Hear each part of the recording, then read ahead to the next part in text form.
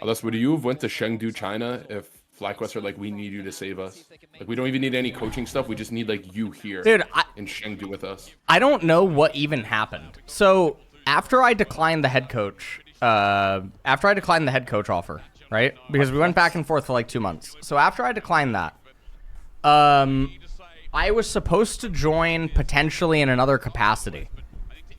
And then that was brought up to even some of the players that joined as like a thing, right? Like that I would still be a part of the team in some way or like some capacity.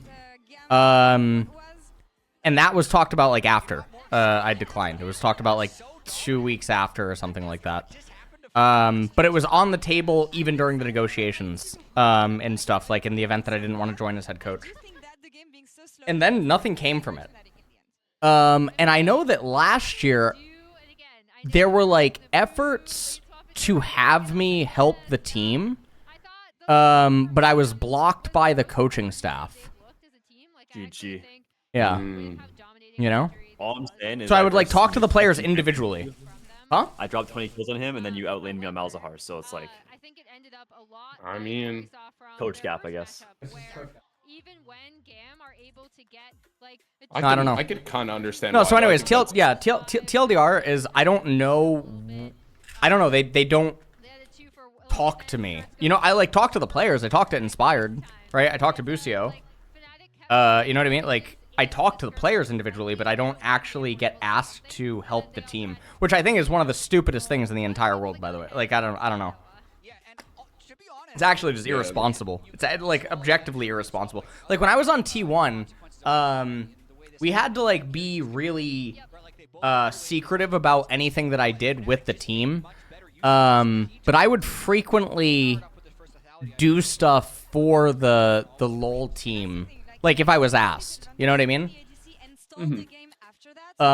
So they would reach out and they would set up meetings where I would like talk about thoughts on like games that they played or like their drafts or like the big thing that I showed on stream was like Gumayushi when he stopped building Collector, and I showed the giant text message where I had to make this giant Google Doc that showed like Collector versus LDR, and it was all translated to Korean.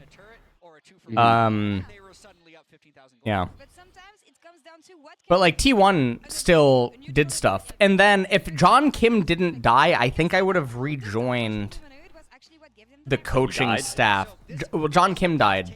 So basically what happened was... Ed IRL. Yeah, he died. He was the COO. He was one of the closest people that I... Yeah, he's the COO, John Kim. So if he didn't die, I think I rejoined... in some capacity the coaching staff, because in 2021, and Nemesis was a witness to this, I got when they were doing the musical chairs and T1 was like losing and everything was like kind of going to shit and stuff. No one was really saying anything because the players were super stressed, right, with the musical chairs, and everything was just like not going super well and whatever. And the upper management felt like they couldn't get a real answer from anything, and they couldn't discern what was going on, like if they watched scrims themselves or like they listened in on conversations and stuff.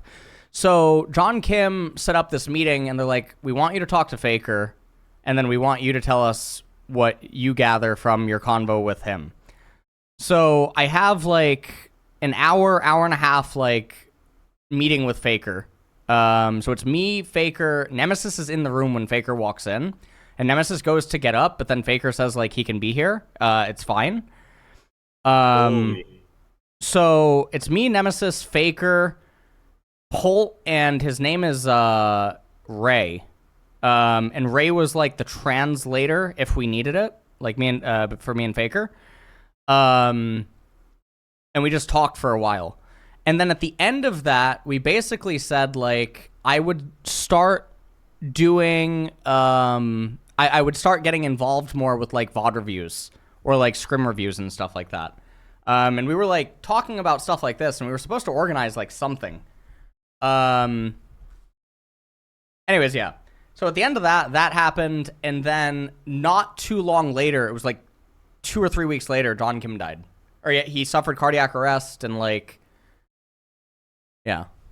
That was fucking hard, man. Because I was super, super, super close to John. But he was the one setting up all those meetings and organizing it all. So it sucks. But yeah. Yeah, having that person who's willing to like bridge it together kind of thing, right? Yeah, he was willing to bridge it together, and like we were obviously operating behind closed doors because of the fans. You know what I mean? Which oddly, like, we don't get attacked that much now that I'm back on T1. It's like weird. You know? I don't know. There was like that. There was like 2 days for so long. Huh? I think people can only be so angry for so long. They just get like bored of being angry. Yeah. I think that's it. Yeah. Like when Riot announced that I was on T1 again, like 2 months ago or something, with that tweet, and there was like a lot of angry Korean fans, and then like Joe deactivated his Twitter, and he just said like it'll just pass, like the hate will pass. Bro, why does your chat not even know? I mean, I didn't know either. I'm gonna be honest, bro. Yeah. Well, because I'm still FlyQuest. So but how does that work? Huh? Well, how does that work? So I'm a part of T1 for other things, but I'm FlyQuest for League of Legends. But you're not like a streamer for them. But you're also not. No, technically I am a streamer for T1 too. Okay. Yeah. So you're a streamer for Fly as well. This is like him trying to explain that he's Korean and American right now. This is really yeah, that's crazy. It's the exact same puzzle. Oh my god. So yeah, but anyways, yeah, TLDR.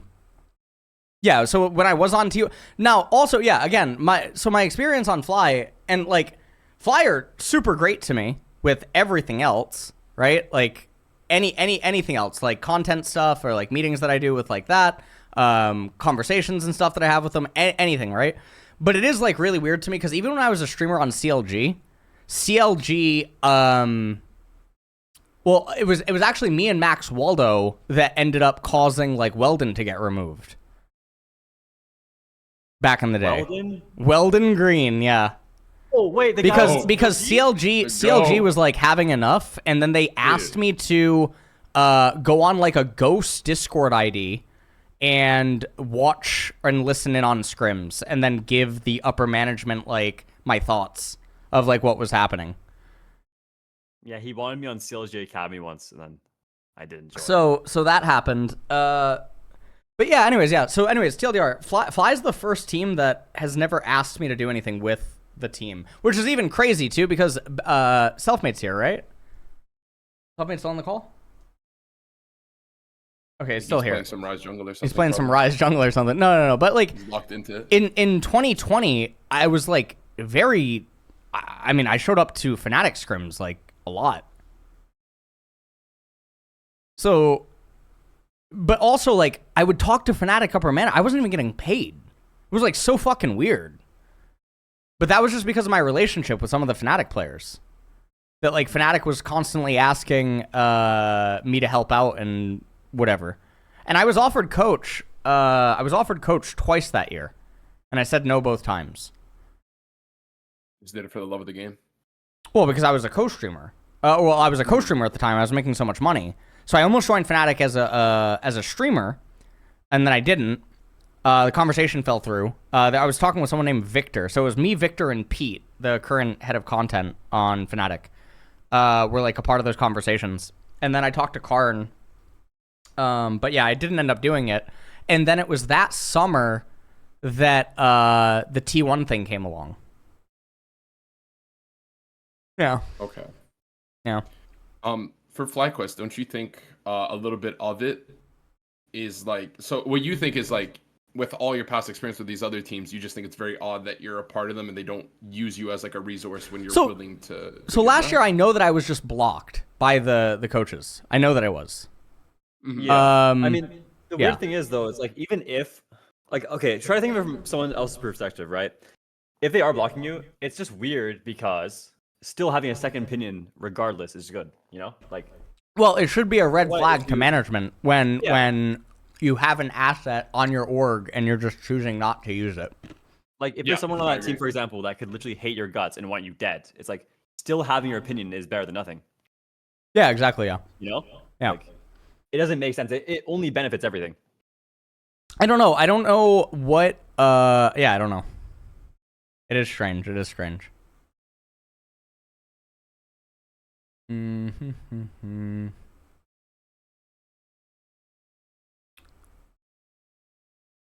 I don't know. I don't know what it is. I think I know what it is, but I'm gonna keep my opinion to myself. All right, yeah, you know what it is. Okay. Well, I don't know. What I imagine is people will think that it just like gets I don't know. I actually don't know. I don't know. Because I'm also someone that doesn't like to keep things to themselves. You know what I mean? Like when I find something in League, I always just tweet about it or talk about it. Yeah. I'm not for keeping stuff to myself.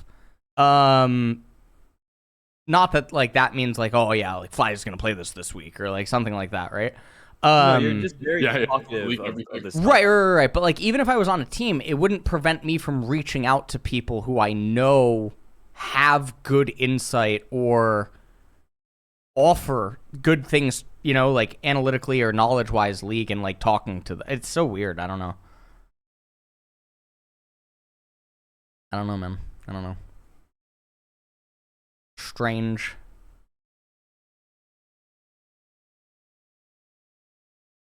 What teams was I on? So it was CLG. T1. I did stuff with Fnatic. And now I'm on Fly. Ah, but it's weird because CV. No, it's weird though because even other teams have like reached out and asked for things. Do you know what I mean? When they're not even a part of the org. I don't know. Strange. God damn it, these PG-13 NA teams. Yep. Yep. All right. That's enough for story time. That's enough story time. Here we go. Game 2.